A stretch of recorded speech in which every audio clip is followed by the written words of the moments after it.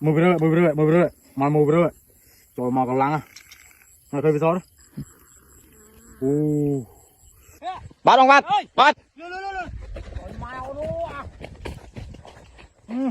mày này mới không mò nữa không mò đó là màu thủy ô nữa à không mò nó chui chuột nó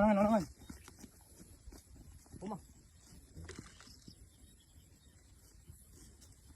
tụi mặt con nó nói ô nào rồi mua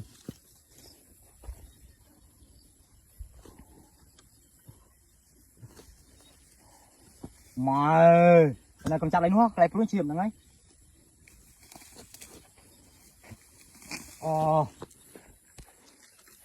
đàn đại chụp tươi ơi không mò mày lục một con nữa cái ba này cầm ra cái ba rồi Bang. mày ơi không mò thằng mê đậu nữa à mày nó nào mà khơi cái tao biết nào mà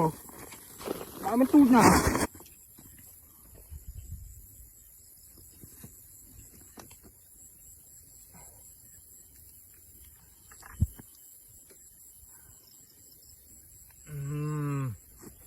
đạp đi na chuột mũi à ôn ba lên trên tích ôn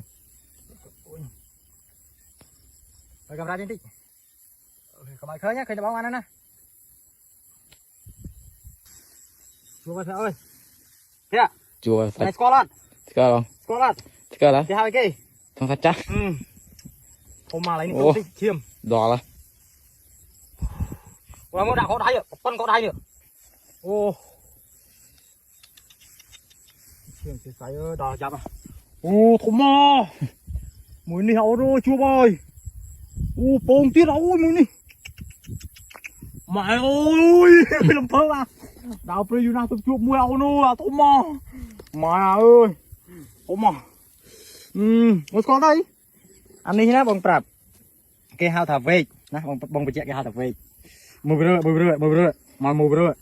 rồi mà còn lăng à rồi thôi bây giờ đó không mò tao đã không